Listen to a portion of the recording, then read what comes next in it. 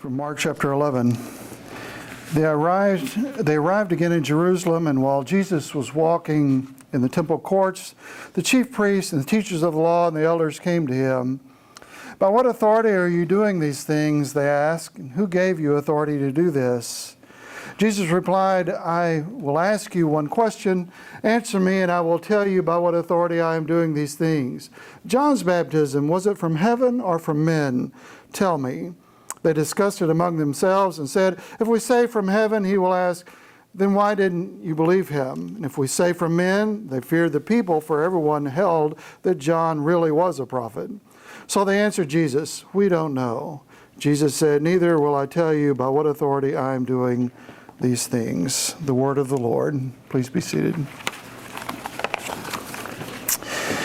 Well, if I gave this a title, I would give it a title as "Who's in Charge Here?" Questioning authority is our national right, isn't it? Perhaps even a national pastime for us. From the 60s peace movement at Berkeley campus to the University of Missouri in 2015, we'll protest at a drop of a hat. Just give us a cause. But life in other countries isn't so easily protested. You know where the authority lies. My family and I lived in Colombia and during the 80s, as some of you know.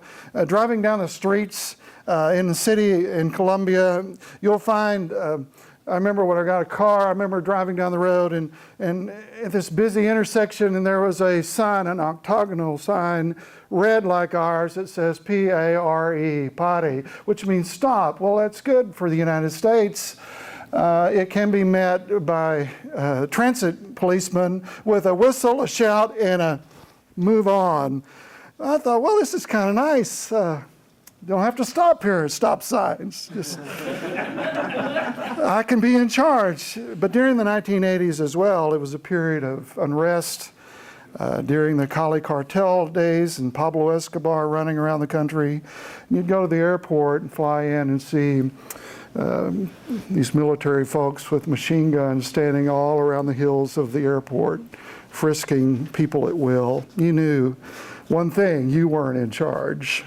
You're the guest, someone else's authority over your every movement. Mark 11 is a chapter on authority. Who's in charge here? There are three movements in chapter 11. There's the triumphal entry, the cleansing of the temple, and the question of authority. Scene one.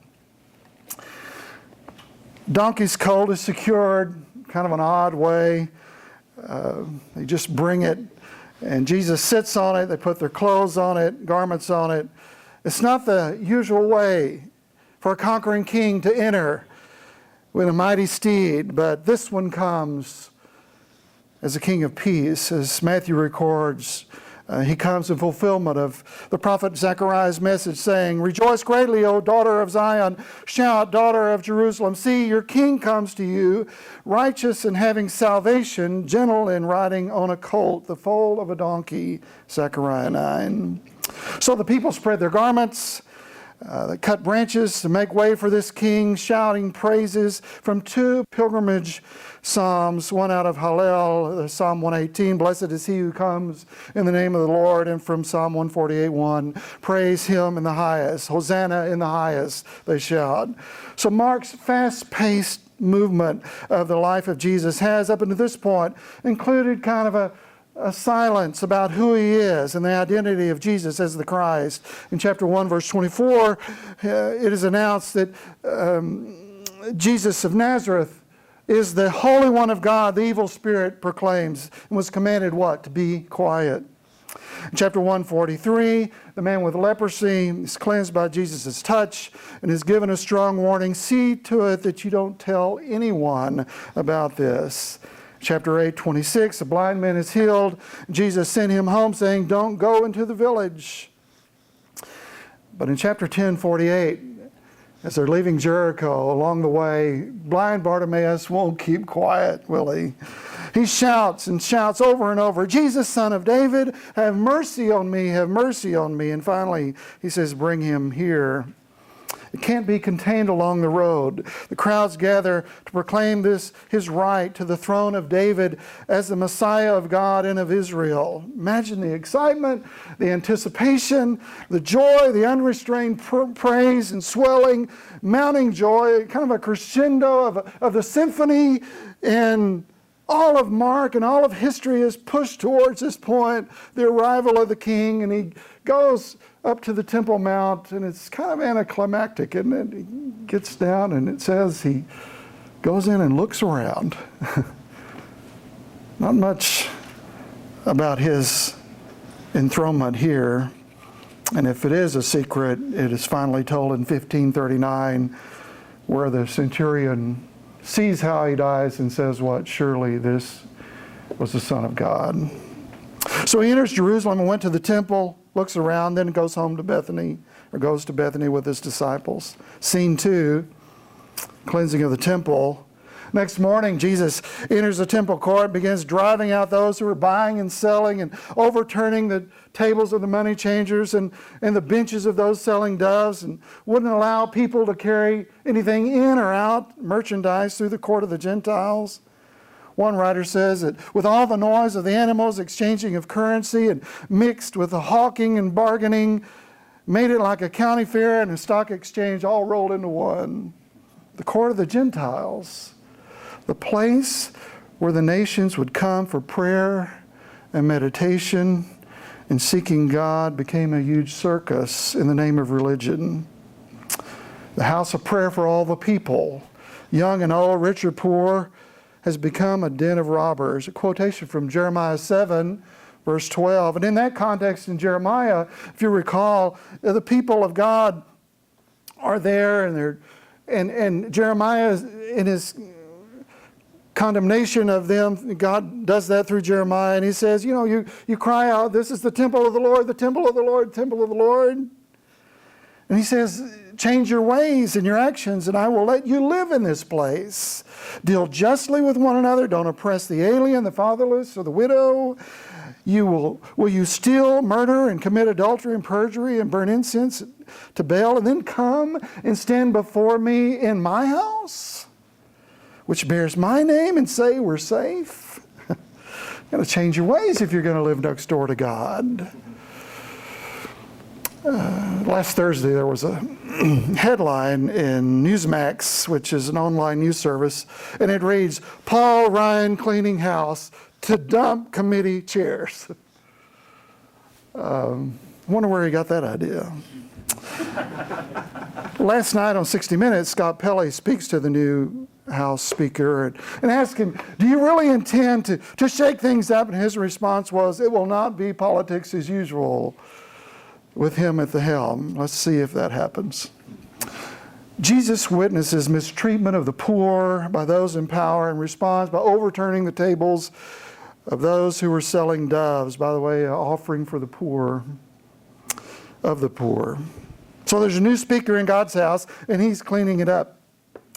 So wedged in between this, or bookmarked in between all of this, is that 2 cursing of the fig tree stories, kind of sandwiched in the middle. Scholars believe that Mark uses them as bookends, kind of a framing mechanism referring to judgment over Jerusalem. There are many parables and allegories, in the prophets and in the Gospels concerning the call to Israel to be a fruitful vine or tree. There's that parable of the barren fig tree in Luke 13, where the owner of the vineyard, and it's interesting, there's a fig tree planted in the middle of the vineyard, and it's taking up space. If it's not fruitful, let's dig it up. And the caretaker says, well, let me dig around it and fertilize it and give it time. And he says, well, if it bears fruit next year, fine. If not, cut it down.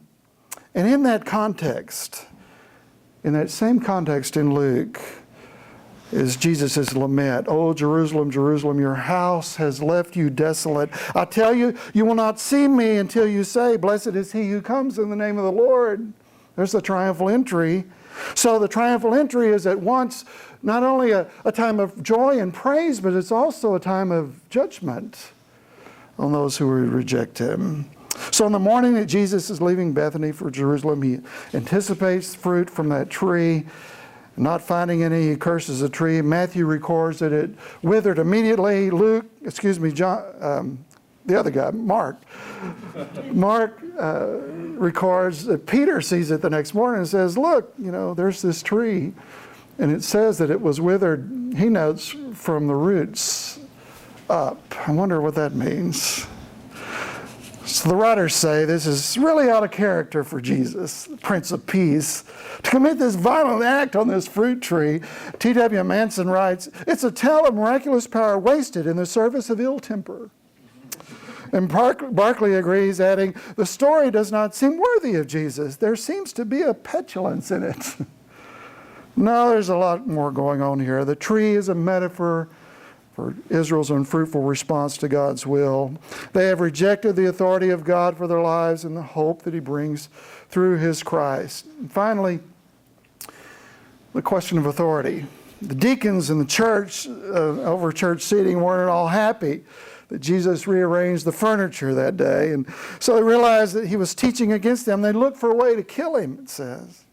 He arrived and boldly went right up into the temple courts. And the big three came. The chief priests, teachers of the law, and the elders. I mean, every time that group is mentioned, you can just hear the sinister music in the background, dum-da-dum. And they come and they gather around. And they ask two questions. By what authority and by whose authority do you do these things? And he answers the question with a counter question. Well, tell me about John's baptism. Was it from heaven or from men? We don't know. They huddled up, gave him a non-answer. We just don't know. Well, Jesus didn't have to prove anything to anyone. In chapter 1, he taught as one who had authority, it says, and not as the teachers of the law. In Mark 1:27, whenever he cast out the evil spirit, they said, who is this? And with a new teaching and with authority, he gives orders to the evil spirits and they obey him. In chapter 2, the paralytic story, if you recall, they were wondering, questioning, blasphemy, so that you can know that the Son of Man has authority on earth to forgive sins. He said to the paralytic, get up, take up your bed and go home. So he said, neither will I tell you by what authority I am doing these things. God's still in charge of his temple. It's his religion, his people, not these. Jesus was a king riding on a young donkey, not in abuse of power, but in coming to rule in the hearts of men and women. His is a rule of peace and justice, bringing mercy and hope and salvation to those who receive his rule.